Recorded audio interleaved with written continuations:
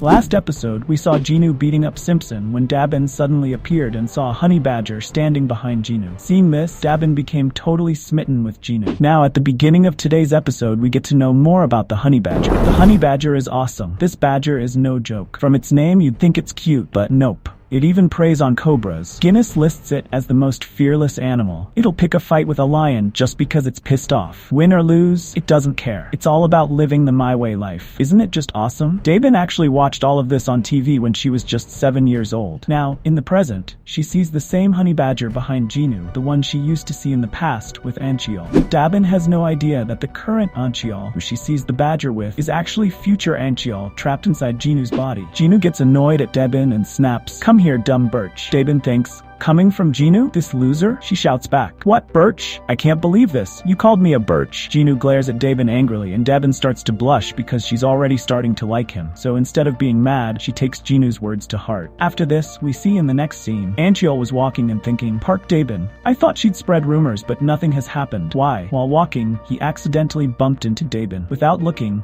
Dabin angrily muttered, "Which idiot?" Jinu, confused, asked, "Huh? Idiot?" Dabin, blushing, quickly corrected herself. "I mean, funk. Uptown funk you up. Why are you staring at me like that?" "I said funk." Because of embarrassment, Dabin couldn't properly talk to Anchiol anymore. On the other hand, Anchiol began to see Dabin's awkward behavior as a sign of something else. In his mind, he thought, why does she keep acting strange? Why is she blushing? Why is she avoiding eye contact? I've got it. It must be because she saw me hit Simpson. To intimidate her, Anchiol leaned in close and said, "Park Dabin, watch it. I'll beat you up. Got it? Man or woman, my fist doesn't discriminate." Anchiol thought Dabin was scared of him, but in reality, Dabin was getting even more flustered. She felt a strange sense of attraction to him, sensing his masculinity in that moment. She was even shocked at herself for blushing over this loser. The next day, we see a scene at school. It was dark and rainy outside, and Anchiol had a stomachache. He desperately needed to go to the restroom, but didn't want anyone to know. To avoid being seen, he decided to go during class time and use the teacher's restroom, which was rumored to be creepy. As Anchiol cautiously made his way to the restroom, he opened the door, only to see something terrifying. Future Anchiol, he was there, smoking and trying to relieve himself. Future Anchiol, in turn, was shocked to see past Anchiol there.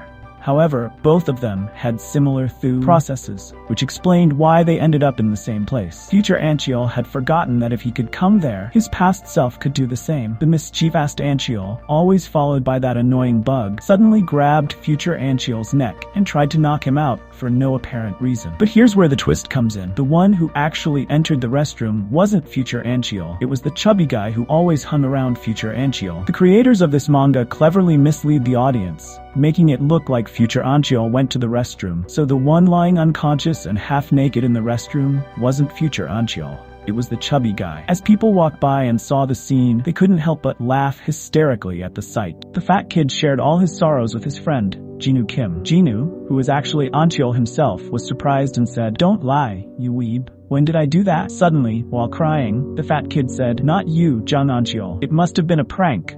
Classmates messing with each other.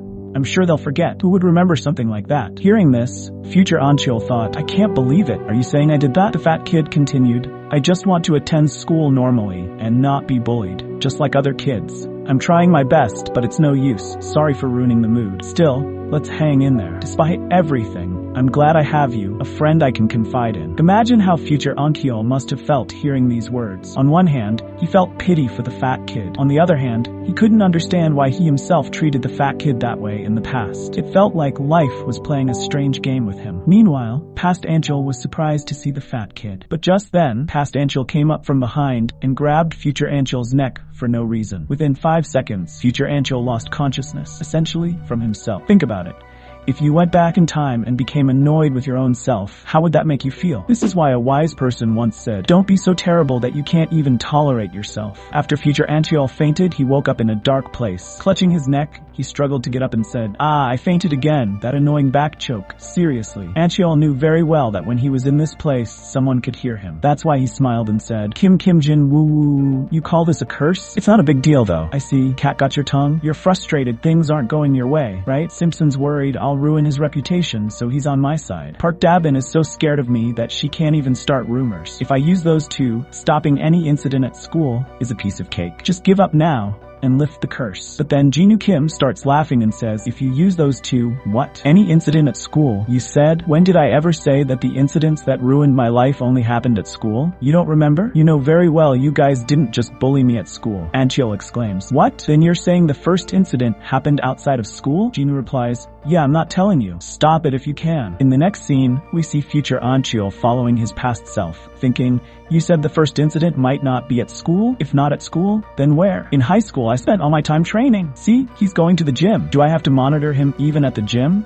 If I get caught, history will change. But I can't send Simpson to the gym incident. Park Daebin can't go there either. And I can't follow him like this. What on earth do you want me to do? The next day, Jinu wears a pink mask and goes to the gym. There, he meets the old coach and introduces himself as Striking Hand. The gym coach finds him odd but still gives him a membership. Ancheol claims it's his first time at the gym, even though in his original body, he's been there many times. Ancheol thinks to himself, I haven't seen him in ages. Back when I knew nothing but striking, he made me a pro at ground fighting. I'll just pretend to work out and monitor my past self. While Ancheol exercises, two men approach him and ask, you must be new here. Would you like some coaching? Before he can reply, one of them locks him in a hold and says, feels nice, right? This is the twister. Every man and his dog says they're doing MMA. I'll give you 3 days to quit. Ancheol, angry, thinks, these guys. I remember now this gym. All the bullies come here. When I was Ancheol, they were all just sheep. This fool was even my lackey. Then Ancheol notices Sulji in the gym as well, who is also being put in a lock by someone else. Sulji taps out on the floor and says, I tapped. Hey, I tapped. But the guy doesn't let go and keeps hurting him. Tears well up in Sulji's eyes. For Ancheol, escaping the lock isn't a problem since he's fought all his life. He easily breaks free and wonders, why is Sulji here? He recalls the time Sulji cried in front of him. Ancheol remembers that Sulji was genuinely kind and just wanted a normal life, but bullies, including himself,